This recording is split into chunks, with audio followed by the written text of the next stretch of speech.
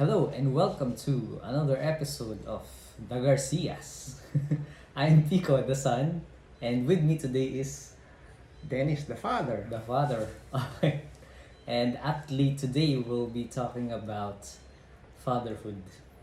Okay. Okay. Okay, fatherhood. Yeah. Okay, so I guess the first question would be how was it like that transitioning from a single married guy to then a father? Kasi di ba you and mom got married after After internship. internship. So Mm. parang mag-residency pa lang kayo and then you got married na. Mm. Although it took a while, di ba, before I was born. Yeah. Mga 2 years? 3 Yeah. years. Mm. So, what was it like? Or could you describe yung parang the feeling or the transition from yun nga, a married individual to suddenly a father? It's a continuation of what you go through when you get married, di ba? Kasi when you get married, the first adjustment you'll have to go through is to accept that you're doing things not just for yourself. You start to realize na it's not just me worrying about my life. My life is about two human beings acting as one. So what happens is, in the things that you do, in the things that you plan to do, the consideration is always, how will my wife be with this decision, with this thing that I'm going to do, with this activity, with this project that I plan to do. Whereas before, it's just me, di ba? I can do as I want kasi the consequences would affect only myself. Now you realize whatever you do, it's not just about you alone. There's always somebody who would always be affected.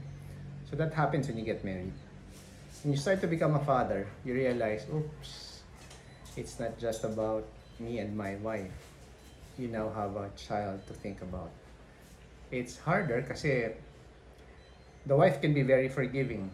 Diba, whatever mistakes you make, kung pumalpak ka man, the wife could understand you, and sometimes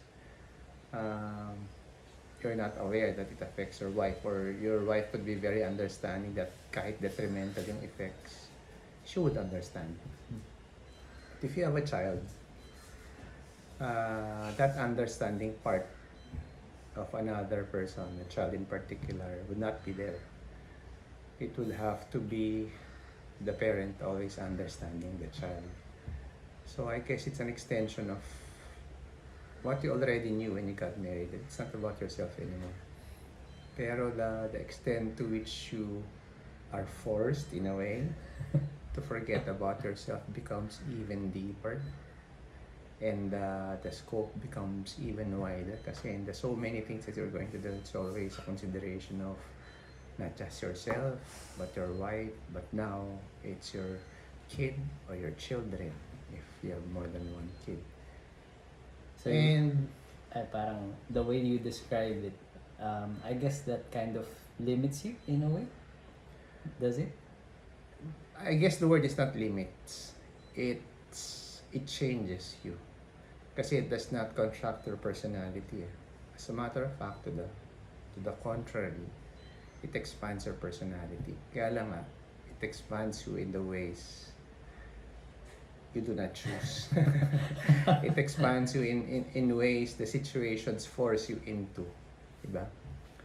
Like, if you'd rather rest, but your child tells you we have to go to a party or you'll have to buy me this, then your ability to be more accepting, to be more patient is expanded. So you're not restricted in a way. Your personality is not contracted, it's expanded, di ba?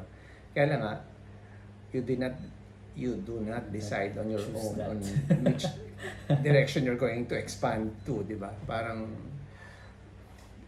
your kids, your wife, the circumstances force you into another area of growth. So hindi naman siya restrictive.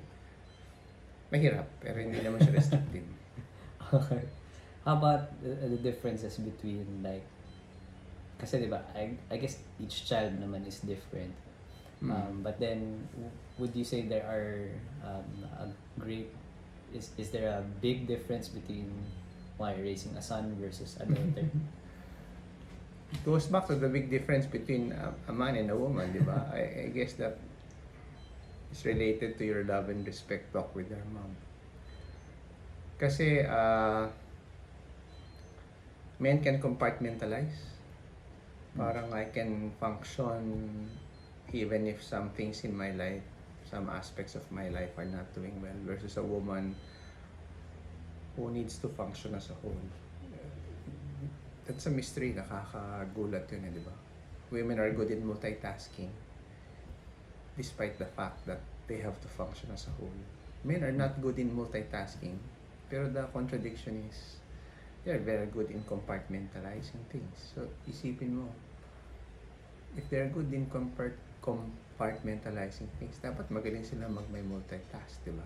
Kasi independent eh. So, supposedly magagawa niya independently. Pero, yun nga, napansin ko, well, at least with your sister, with our daughter,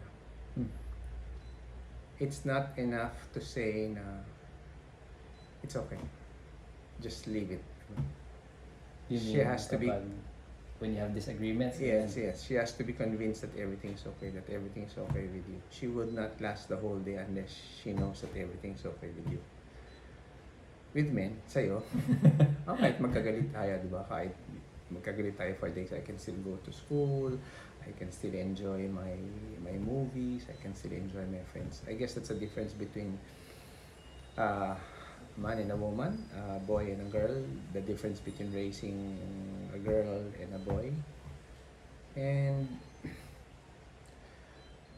I don't know if it's correct or wrong.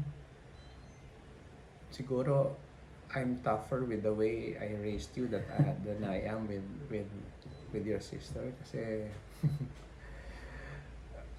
I believe that men should be raised tough, di ba?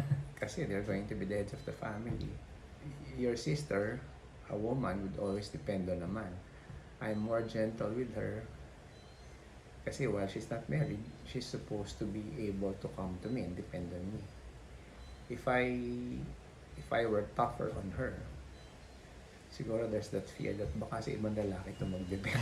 Baka magka-boyfriend agad ng bago or baka siguro yan. So I guess that's a difference, diba? Maybe that's cultural na parang girls were made and therefore are raised to be taken care of their men, while men are supposed to know how to take care of their women. So siguro ang training is dapat matigas yan kasi kung lalaki is going to take care of somebody else, kung babae yan, our role is just to find the right guy who will take care of her. Yan siguro. Maybe that's cultural, maybe that's unfair, di ba? Parang ganun. Okay. Pero I guess that's the way we look at things. So, may difference, yes. Okay. So the last question would be like, would you have any advice for the upcoming fathers or would-be fathers who might be watching the video? For the upcoming fathers and would-be fathers, learn on the fly. There's no school for fathers. You just learn about it when you're already a father. And I guess it's different for everyone. There are similar situations, pero it's going to be unique for each one. Kasi we have unique wives, we have unique children, we have unique opportunities, circumstances, di ba? So iba-iba. Pero siguro the most important, siguro the best advice I could give is don't rush it and try to be the best person you can be before you become a father. Kasi when you become a father, there's less time to think about yourself, to develop yourself. There are people depending on you. And most of the time, if you're not yet mature enough when you become a father, magsasabay yun. You're trying to develop yourself and at the same time, there's another kid who's dependent on you for his own or her own development and maturation. So minsan what happens is you have two children growing up together, the father and the child. For some people that's good, but in some cases it's going to be tough. Kasi you need the maturity of one to help the other go through his struggles.